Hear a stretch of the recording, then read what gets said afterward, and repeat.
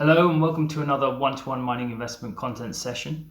Today we're going to be hearing all about battery technologies, and I'm very pleased to be joined by Kimberly Berman, who is the Director of Equities Research and Special Projects at BMO. Kimberly is going to be presenting a battery technology update, talking specifically around the complexities of the global supply chain, the changing battery technology mix, and moving these critical minerals from the mine to the market. So thanks for joining us, Kimberly, and I'll hand over to you to take us through your presentation. Thank you. Thank you very much. There's been a lot of changes in the last year in particular on the OEM side. And we're just going to quickly just go over a couple of points on that before diving into some of the changes that have happened in the battery chemistry world. So as we know, the global powertrain electric evolution has begun. The internal combustion engine itself, although it represents 90% of the global vehicle sales, pure ICE sales have been trending downward since 2018. And what we're finding here is that a lot of electrification is happening, whether it's a micro hybrid or it's a full hybrid. And lithium-ion battery world, it's plug-in hybrid electric vehicles and battery electric vehicles. And we see a big, huge trend in actually battery electric vehicle adoption, and a slower trend on the plug-in hybrid electric vehicle side. So as we know, is that EV growth is based on a confluence of factors, including regulations and OEM mandates. But just at the bottom of all of that, every market, the US and Europe and China, all have their different demand pinpoints. And for example, in Europe, it's more public charging infrastructure and the subsidies, whereas in the US, it's more about vehicle range and availability. But at the bottom of all that is the lithium-ion battery technology, and that forms the basis of what we're seeing now in the EV world. So what we do know is that we hear a lot about emissions from the grid. That is not a factor now, because this study that's presented was done in 2015, and it showed just how many CO2 grams per mile would be emitted through charging battery electric vehicles. And from 5 years ago, we saw that the MRO grid, which has the most coal plants, that was the dirtiest part of the grid. And even that would be on par with having with a e-Golf versus a Golf, would be 340 versus 360 CO2 per mile. So that would be on par. But for the rest of the country, it would be, because it has lower coal plants in their grid, and these are being retired at a very fast pace, we could see that there's benefit across the US. But the problem is that everybody views CO2 emissions with EV adoption, but they don't really talk about the air pollution problem, and particularly in urban areas. And we did a report last July that took a really big look at pollution points across the globe. And as you know, the United States and China and Russia, these countries have debilitating air pollution problem. And what this does is it increases cancer rates, it increases other, like, just basically hospital stays. And the main air pollution markers, I think, are just not talked about in the EV narrative. And so what we've seen is that overall air quality improved. This is a study from the University of, I believe it's University of Waterloo, and it's based in Toronto. So Toronto is pretty spread out. It's just very similarly to New York. And we see that the coal factor becomes less of an issue, that there'll be some improvements in CO2 emissions. But I wanted to draw your attention to this PM 2.5 and PM 10. And what we're seeing with the PM 2.5 is that this is very, very dangerous. And this is when you remove this from the equation, you're going to have some air quality improvements right away. Particulate matter is, you don't really know what it is. So the tailpipe emission will react with the elements into the air. And because it's so small, so 10 is dust, whereas 2.5 you don't really see. And this actually goes right deep into the lungs, and it doesn't get dispersed through sneezing or coughing, as you might see with dust. So the bottom line here is that, all of these things, and I'm pointing out with PM 2.5 as being one of the most dangerous, is that we're seeing some improvements with plug-in hybrid electric vehicles and battery electric vehicles. And I believe that air quality improvements need to actually be a part of a narrative going forward. So here again, we see that there's a big improvement in tailpipe emissions are reduced or removed when you see 100% EV penetration. And I just want to point out again that PM 2.5, that's the most dangerous one. And we see drastic reductions here. So we can see that PM 2.5 is a byproduct mostly of tailpipe emissions. So our global EV market penetration rate is 11% by 2025. It hasn't changed very much, but I just wanted to point out to here is that in 2019, we've seen a lot of volatility. And as of July, that volatility was about, what was happening in China. So China sales kind of crashed a bit. There was some changes in the subsidies that were given on the national level, and local subsidies were also were also being discouraged at that point. And there was a lot of stuff going on in the auto sector that we just, there was safety issues. There was also the China 6 that's coming on board. The China 6 is basically, if the dealers didn't have vehicles that complied with the China 6, they were no longer allowed to sell them anymore. And they would have to pay for those cars to be, shipped back to the dealers, to the OEMs. And to make a long story short is that people just weren't buying those cars either. So people were just waiting for these China 6 vehicles, better EVs that had longer range so that they can get the subsidy incentive. And basically this also indicates a period of low inventory on the EV side. Another thing I just want to point out is that obviously this year has been impacted by COVID-related production shutdowns, particularly in the US. However, we're going to see that, as OEMs get their act together and start to start production in a way that is that allows for social distancing, we're going to see an uptick in 2020. But to make a long story short, it's going to be relatively flat. That should be 2020 estimate should be 2.6. That didn't change over for some reason. Sorry about that. So, and this is what we see in April that's happening. And Tesla Model 3, they're the ones that have actually, and the Renault Zoe, they've actually been quite lucrative, even despite the shutdowns. And this is because they've had high production numbers in Q1, and they were able, and Tesla in particular was able to do contactless delivery. So what it comes down to is that, global EV growth continues to be driven by strict regulations in Europe and China.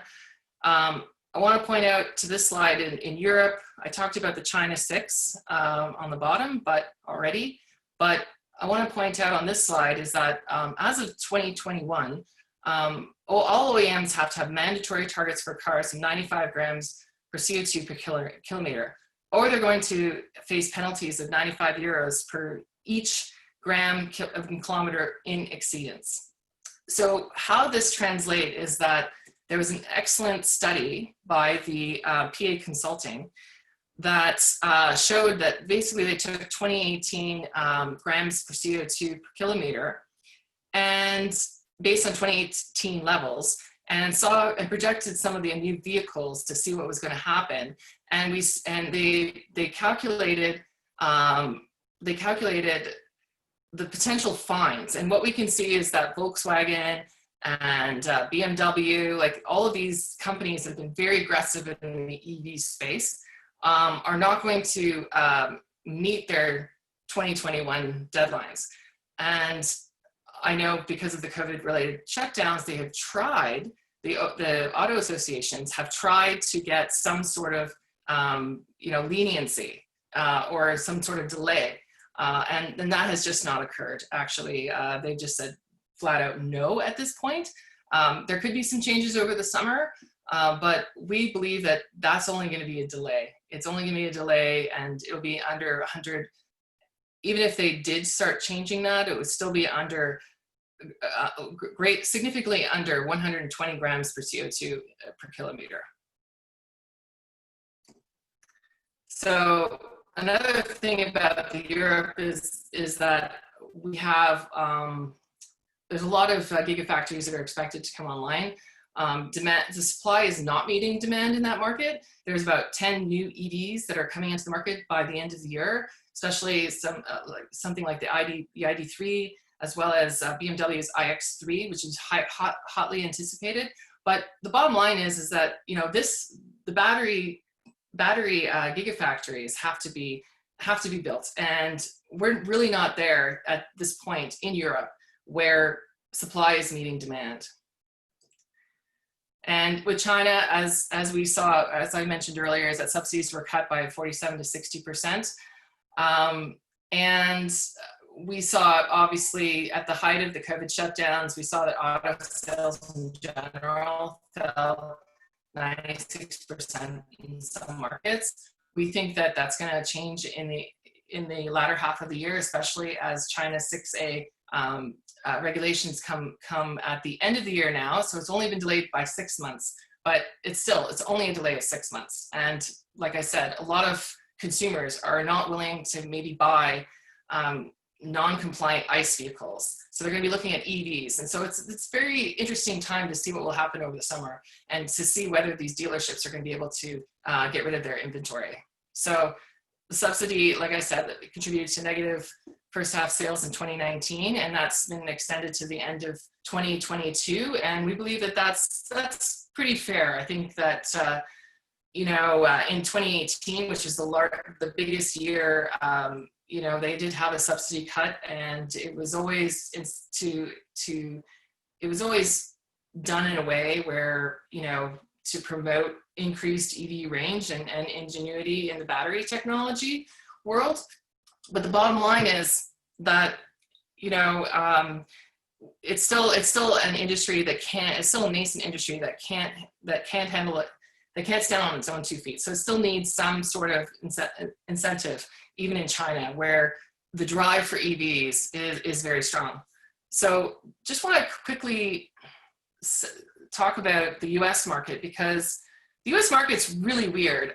You'd expect that with Tesla being a homegrown success story, that we would see some amazing numbers and some amazing turnover. However, the bottom line is that it just hasn't been there. And it's very difficult to buy a non-Tesla brand, EV brand, outside of zero emission states. So states like California and Washington, along the East Coast as well, they have incentives. They have state incentives to promote EV promotion, to promote EVs, as well as they have a charging infrastructure that's very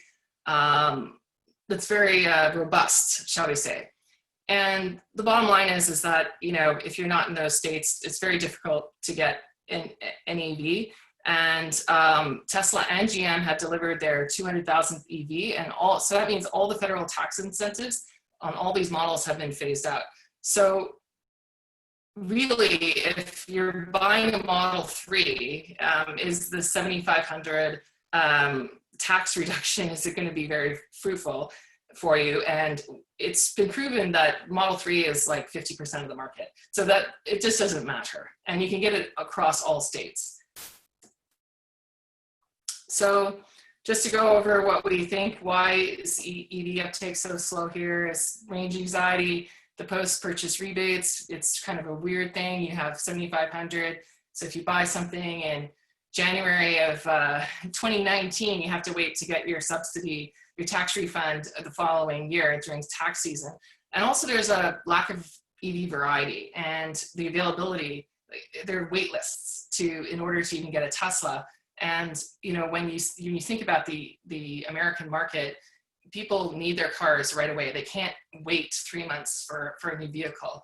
And also, just because there's a high car dependency, and if you just look at some of the things that are happening in the US, is that, you know, it's just not walkable systems. You need to have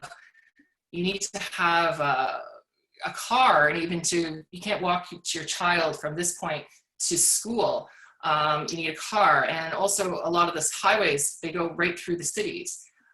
So when you have this problem and there's no public transportation, and Toronto is got a pretty excellent score compared to a lot of the other cities on this. However, the bottom line is Toronto is pretty bad too. And so, I live in Toronto. I have to have 2 cars, and before that I didn't have to, but when you have a couple of children, that's what happens. And it's a kind of a mess. And so you need to have high range and a robust and fast charging. So you need robust charging infrastructure that's fast charger, and that's fast chargers ubiquitous around, and that's just not happening. So this is why EV uptake is not happening in the US, and it currently only represents 14% of the global EV market. So we also talk about improving extreme temperature performance, and just to, you know, cold weather cuts down your lithium-ion battery by about 70%. In such cases, and I think that there was a recent, 30–40% even in heat. And if it's in, if your battery is in a suboptimal climate, then you're going to also have permanent capacity loss. So that means that your battery will eventually be reduced quite quickly. The lifespan will be reduced quite quickly if you are not in like Florida and California. So this is definitely an issue, and I know that Tesla has been working really hard to actually improve cold weather performance, because some of their key markets are Norway and Canada, and they feel like, you know, this is a great testing ground. So they've actually have like these heat pumps and these cooling pumps, and they've been testing this a little bit. But I think in general, the OEMs are just really not there. And this is something that's separate from battery chemistry, because battery chemistry is the battery chemistry. You can't tweak it to be more heat resistant. So this is something that has to be addressed on the engineering level. So I just wanted to talk about the battery chemistry. Before I just dive in, I wanted to just talk about copper. Copper's been going up, as we know, and copper demand from the EV sector, it largely depends on the vehicle and motor design choices. However, we're seeing that, you know, there's 2 types of e-motors. They all have copper. They have copper wiring throughout the vehicle. I know that a lot of OEMs are trying to design battery packs that they can actually reduce the copper content, because it actually adds to weight, which is another issue. But nothing seems to work as well in copper. And even the current collectors on the anode side of the battery currently has to be copper. And that's just that's been just an amazing thing. It's not, you know, copper is not a EV story, and it's not really talked about. However, when we looked at the demand side, it's actually bus bars and, you know, and within the engine itself, it's pretty interesting to see how, you know, this is yet another element to the EV story that's not talked about.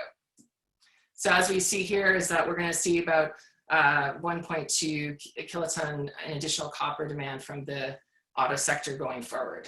If this is based on 11% EV penetration. So when we talk about the battery, we talk about mining, we're talking about nickel, cobalt, and graphite. This is the current makeup of the battery. We don't believe it's going to change anytime soon. And right now, OEMs are focused on incremental changes to the current makeup. And just the key takeaway of this slide is that if you if you change one element, even if you just reduce cobalt from an NMC 622 formulation to an NMC 811 formulation, the bottom line is that you can't just change that without tweaking something somewhere else, or you have to change your additives in the electrolyte, or you have to potentially change out your anode because graphite doesn't really work well anymore with the NMC 811 or an NMC no cobalt high nickel type cathode chemistry. So the key takeaway in the battery chemistry is always going to be that a tweak is never a tweak, and that you need to understand that there's a flow, and it takes about 6 to 10 years before a concept is proven at the benchtop level before it goes into an EV battery pack. So as we know, I think everybody has seen this type of slide before, and it just shows that the perfect cathode does not exist. And NMC and NCA are the two most talked about, with LFP being mostly in China. What makes a Tesla and a BMW is the nickel. And so the industry for the last 5 years has been focused on trying to up the nickel and trying to reduce cobalt and cobalt content. And cobalt tends to, if you look at NMC, you see that, you know, as you increase nickel content, as you increase nickel content and then you reduce cobalt past that 20% level, you see that there's a drastic reduction in longevity as well as thermal stability. And so when we first started this, we kind of wanted to know exactly why that is. And what we did was we looked at nickel, manganese, aluminum, and cobalt on its own before seeing how it works together. And the bottom line is that, you know, why this works as well with NCA is that, you know, they call it structural disordering. And so what happens is that as you charge and discharge the battery, nickel starts to break off and it starts to go into the holes where lithium is supposed to be. So when that happens, all of a sudden that hole that lithium is supposed to be closes. So the bottom line here is that high nickel content will impede lithium's ability to do its job. So that's why you get the longevity issue, and that's why you get that thermal stability reduction that I showed you on the previous slide. And so what we do know is that cobalt at the 20% mark stops this from occurring in the NMC cathode, as well as in the NCA cathode. It does what aluminum does some of the job that cobalt does, but the bottom line is that it's not a perfect substitute for cobalt. So that's why a little bit of cobalt needs to be there.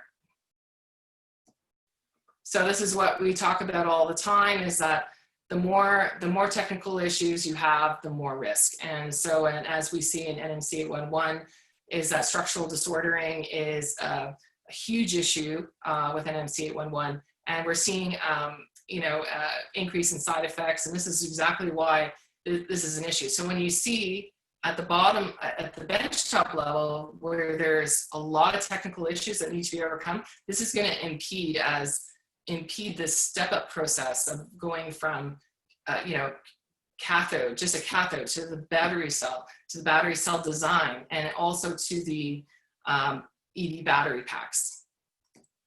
So we've heard a lot in the last year. This paper was probably top of the list of all the battery scientists I know when I talked to about some of the greatest contributions over the past year. And this is definitely one of them. So there's a wide range. This is called it's a $1 million mile battery. And what Jeff Dan is the Tesla research chair, and he is, it's a great resource for us because he's able to publish. He works for Dalhousie first, and he is able to publish a lot of his findings, which is very unusual for this industry. And so this is basically, they did a single crystal structure and with an NMC 532 cathode, and they were able to get 1 million miles of the life of the battery. And this particular technology was recently patented. And what we're gonna find out for sure when Elon Musk does his battery day, whether this is what he's been talking about or not. But this is definitely something that, and anybody who just shoot me an email and I'll send you this paper. It's a really interesting read. Another thing that he did was he was able to remove cobalt from the NCA cathode by substituting it with magnesium or manganese. And so later reviews of this work said that, well, it's much easier to do that in the NCA cathode just because aluminum does do some of the job that cobalt does. And so they all have these elements, they all have these pluses and minuses, and when you put them together, the exact combination is really hard to come by.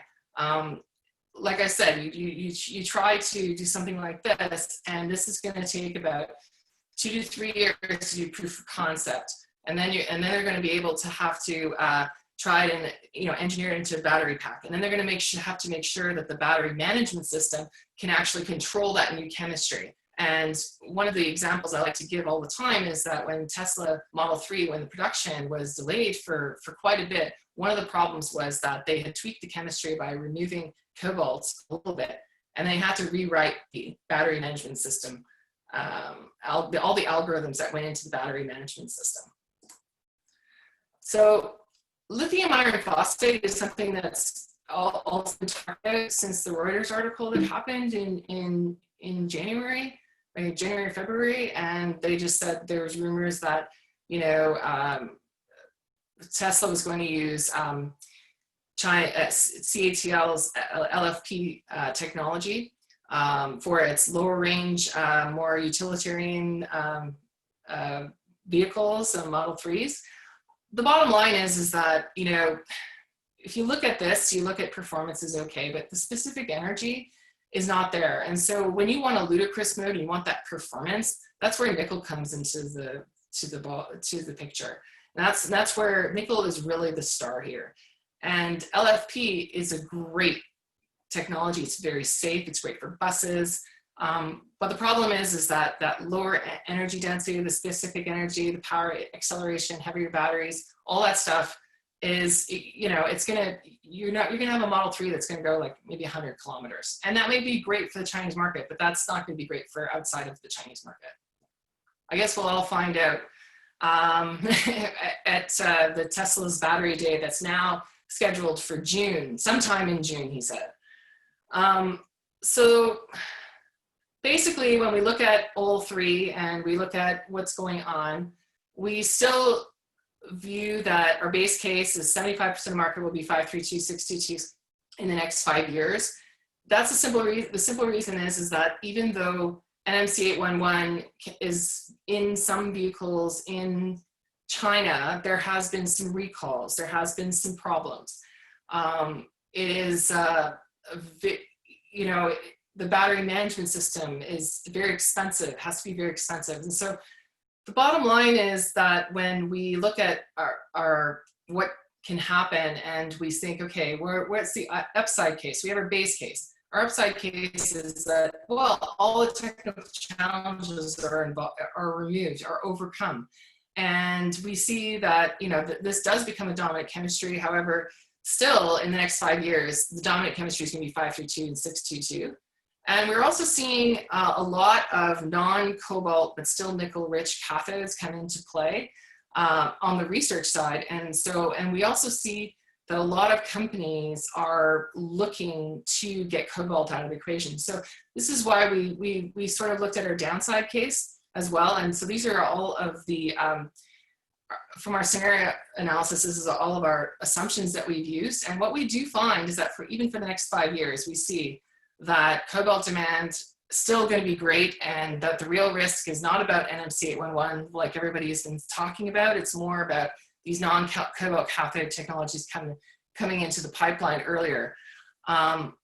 Another thing is that, you know, obviously nickel will thrive. And this is the star. It's not going away.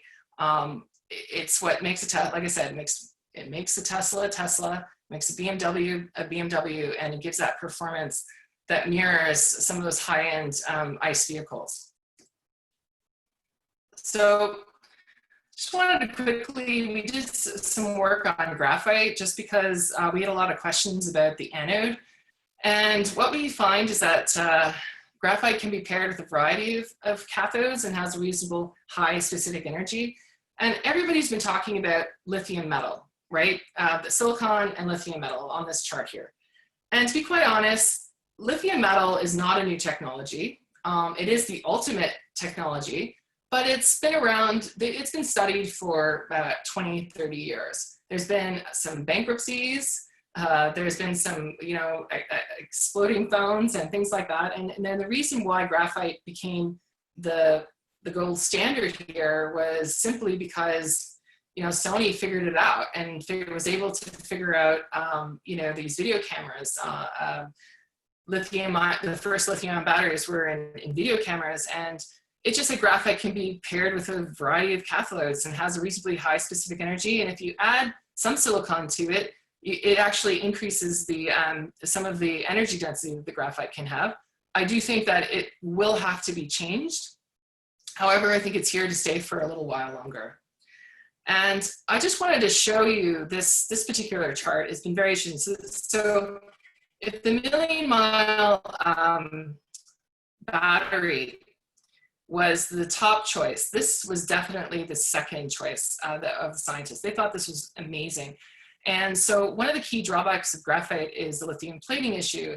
And this causes premature aging and dendrite formation. And so lithium plating, what happens is that lithium goes back and forth, and as the battery wears down, as it ages, lithium starts to plate on the graphite anode. Okay, it's just because it's scientifically there's a reason why it does it. I won't go into much detail here about it, but it is a really big issue. And when the battery starts out, graphite is the most stable element in the battery. However, as the battery ages, graphite anode now becomes the most unstable portion, just because of that lithium plating issue. And it also doesn't allow, because it takes 6 carbons to take 1 lithium ion in, it's been very difficult to get the battery to fast charge. And so I know that Tesla uses a bit of silicon in there. It's just silicon and graphite, but aluminum also stabilizes the battery system to enable faster charging. However, in this case, what these researchers down in Penn State figured out is that if you discharge at lower temperatures and then you charge at higher temperatures, and you create this environment around the graphite anode that will enable faster charging. So this is a incredible example over the last year of the incremental changes that have occurred in the battery space. We always thought that, well, that this is the limit. This is the limit of this technology, and we have to look elsewhere. And then now we're finding that, wow, you know, if we engineer the environment of the graphite anode differently, a little bit differently, and program the battery management system to allow this divergent temperature scheme to happen, we actually have a battery that can be fast charged and without degradation to the battery. So we also get a lot of questions about swelling and silicon, and basically the silicon game, I know that there's a bunch of companies that are still working on that, and a lot of OEMs are investing a lot of money. However, the bottom line is that you know, it's largely an engineering game. The way the silicon anode works, it makes the anode swell up and down like 300 to 400%, depending on who you talk to.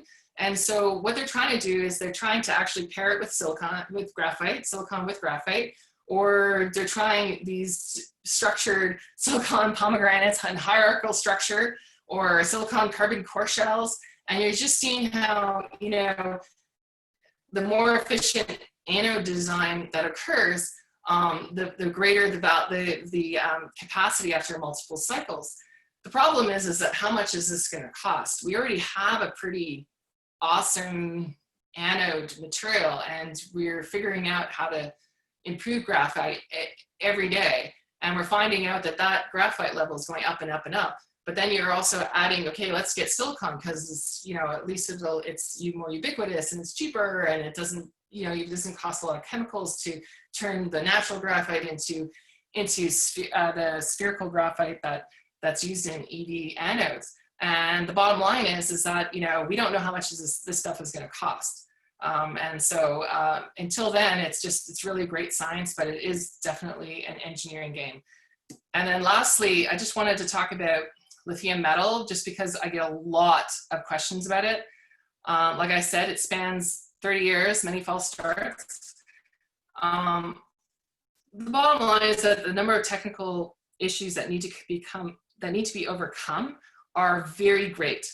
One thing is that dendrites form very, very quickly, and a homogeneous lithium ion cathode or anode, electrode basically, is difficult to manufacture, and there's all these irregular cracks. Another thing is that I wanted to point out is that it reacts with everything. So what does that mean? It reacts with everything. So you're in an accident and there's a battery fire and you have lithium metal, and there's no way, okay, what is it going to be put out by water? No, obviously not. Are they going to be able to put together these flame retardants? And we're still having some problems with trying to put out current lithium ion battery fires. So we're adding this extra layer of reactivity to an already reactive system. So these are very serious technical issues that we don't know yet if that's going to be overcome, but it is definitely the holy grail of electrodes. So the bottom line is that, just to sum up what's going on in the battery chemistry world, is that battery improvements are required. Yes, we know that. For mass adoption of EVs, that has to happen. But there's just more to it than just lowering raw material costs. And you can't just take out, if you take out cobalt out of an NMC battery, then you have to change the battery management system. Does that battery management system need to be more sophisticated? Is the battery pack with that type of material, is it going to last? Is it going to last as long as an EV battery or even a stationary battery system? What exactly, is using an NMC 811 going to deteriorate the battery faster? Is it, or is basically an NMCA, is that going to be, that's GM's new technology, is that going to allow for better ambient temperature performance, or in general, is the chemistry going to last through vibrational tests? So these are all things that can be considered, and not all chemistries can be used in EVs. And so when we look at breakthroughs, we have to think about things moving forward, and how are they going to work in the cell phone? Are they going to work in a drone? Are they going to work as you step up the game? All scientists, they learn more and more about this particular chemistry, and the bottom line is this just takes time.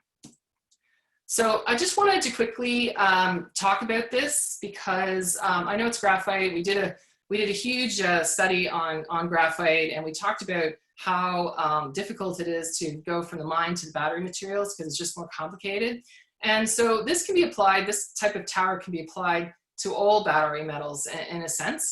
Just the main difference with here would be the graphite needs to be spheroid dization process. That's quite expensive. But the bottom line is that when this graph clearly shows that, okay, you get something out of the ground, you process it, but processing it for battery materials versus just regular functions is very, very different. And BMW will want something different than Tesla. And so there's this whole process that needs to happen. I'm just going to quickly change to this other slide for a minute.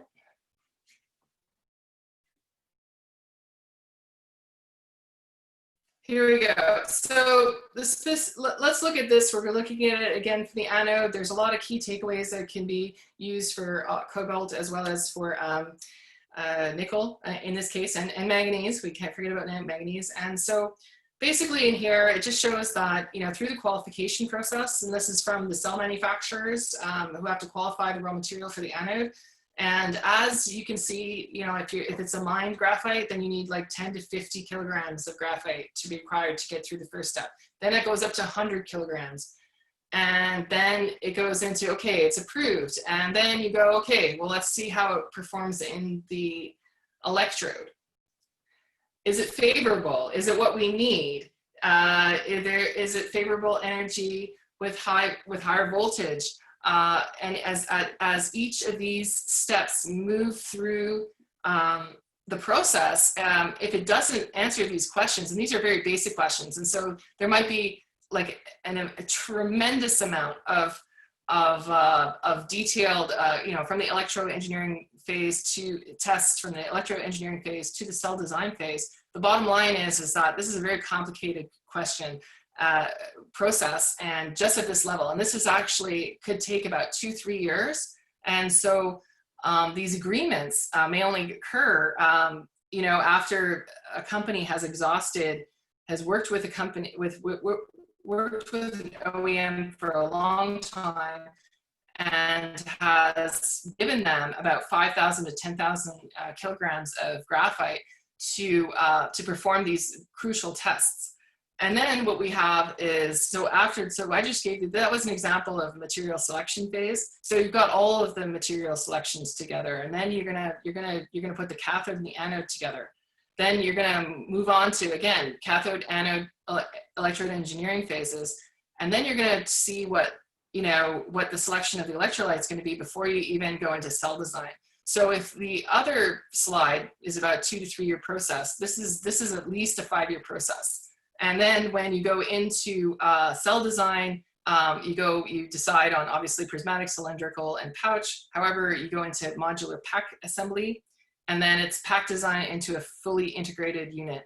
And then that has to be tested, and then it has to, before an EV is allowed on the road, it has to pass the typical regulated safety tests that are very typical for any vehicle. And again, if any of these things don't work, and if you're answering no to any of these types of questions, then you're pretty much back to the drawing board. And so if we go back to the last slide, the bottom line here is that, you know, this process alone is 5 years. And then when you go into here, that's where I get your 6 to 10 years of going from benchtop to your tweak at the benchtop level to get into an EV battery pack that's drivable and on the road.